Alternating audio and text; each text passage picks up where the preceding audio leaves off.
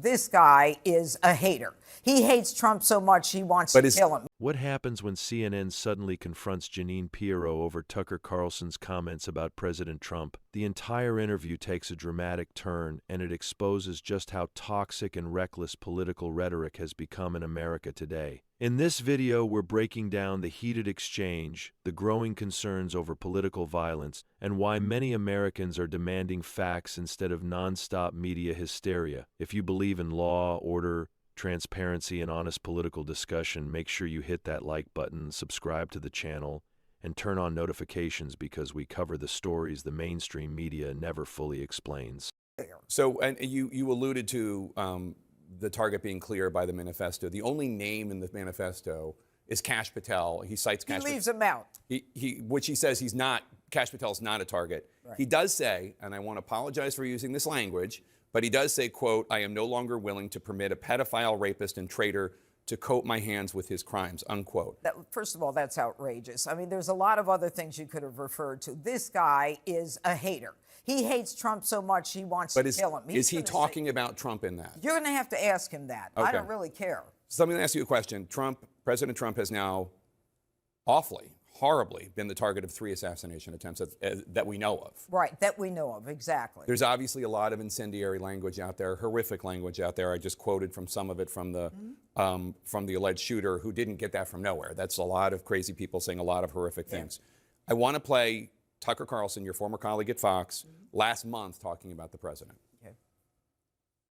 Here's a leader who's mocking the gods of his ancestors, mocking the God of gods, and exalting himself above them. Could this be the Antichrist? Well, who knows? That seems incendiary too, no?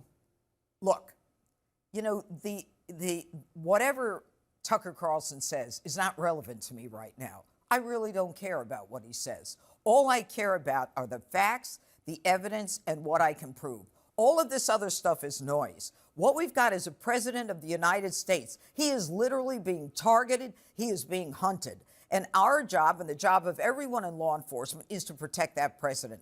I don't care what people on the outside say. I disagree with them entirely. But what we cannot do, Jake, we cannot blame the victim. We cannot start saying... Oh, I'm not blaming the victim. Right. And I don't want other people to blame the victim either. And that's what this is about. This is about people who are so above and beyond their skis that they think that they can discuss all kinds of issues that have nothing to do with them and that are creating problems for people like the president. What is your response when you see these deranged conspiracy theories on the left and the right saying that this was staged? And again, let me say, yeah, I saw that. I was in the room. It was not staged. This was legit. I'm not trying to give credence to it. But there's a lot out there about that. What do you think when you see it? Well, what I think is that people don't know what they're talking about. And that's why it's so important for this administration and for me, for the Department of Justice, Todd Blanche. We got these videos out, Jake, as soon as we could. We went into that detention hearing and we put evidence on the record after the detention hearing so that we could be transparent, so that you could see the videos, you could see the evidence, you could see what we knew we already had. That's what we're about. We're about proving the case. All of this other stuff is nonsense. Sometimes I think people just waste their time. Follow the evidence, follow the facts, and that's where we are. But is what Tucker said, another former colleague of yours, Jonah Goldberg, says that to him, and I'm paraphrasing here, what Tucker said about the Antichrist is more incendiary than what James Comey posted on Instagram. While not defending what James Comey posted on Instagram, do you see Jonah's point? You know, I'm really not here as a political pundit anymore. I'm here as a prosecutor. My job is to decide whether or not I have evidence and whether I've got 30 years in this, a prosecutor, a DA, a judge, and now the United States Attorney. My job is to not talk about talking heads and what they say. My job is to come here and offer to you, CNN, any evidence that we have that will answer the questions you have. The interview begins with a discussion about disturbing language allegedly found in a manifesto connected to a suspect tied to threats against President Trump. Jeanine Pirro immediately condemns the rhetoric, calling it hateful, dangerous, and completely unacceptable. And honestly, she's right. No matter where you stand politically, violent rhetoric should never be normalized in this country. America is already politically divided enough without extremists trying to push things even further over the edge. But then the conversation suddenly shifts. CNN brings up Tucker Carlson and plays a clip where Tucker questions whether Trump could be viewed as an antichrist figure. You could instantly feel the tension in the room change. Now here's what stood out to me.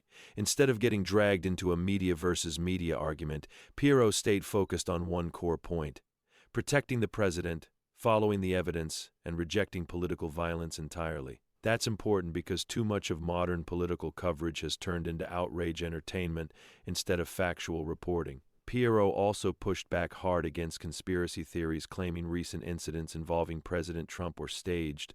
She emphasized that investigators released evidence quickly and publicly in order to stop misinformation before it spiraled out of control. And that raises a bigger issue in America right now. People are losing trust in institutions, the media, and even basic facts.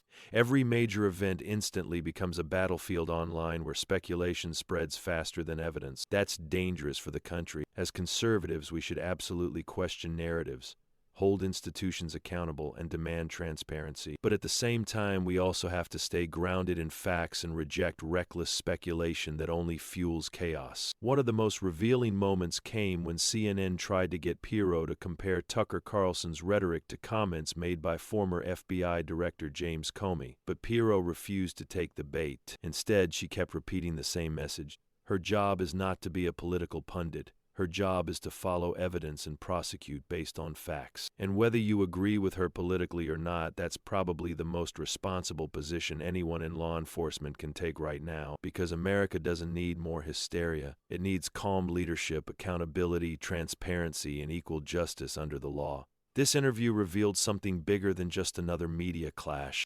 It showed how dangerous political rhetoric has become across the board, and why Americans are exhausted with non-stop outrage replacing real facts. But I want to hear from you. Do you think the media is helping calm tensions in America or making things worse? Drop your thoughts in the comments below. And if you enjoyed this breakdown, make sure you like this video, subscribe to the channel, and turn on notifications so you never miss our coverage on the biggest political stories shaping America today.